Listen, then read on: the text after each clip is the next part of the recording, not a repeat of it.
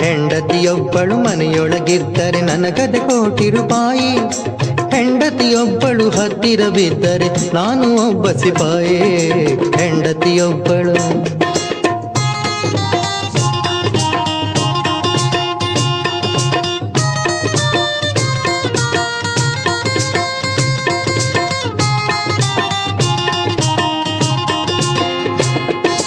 ಹೆಂಡತಿಯೊಬ್ಬಳು ಮನೆಯೊಳಗಿದ್ದರೆ ಹುಣ್ಣಿಮೆ ಹೋಳಿಗೆ ದೀಪ.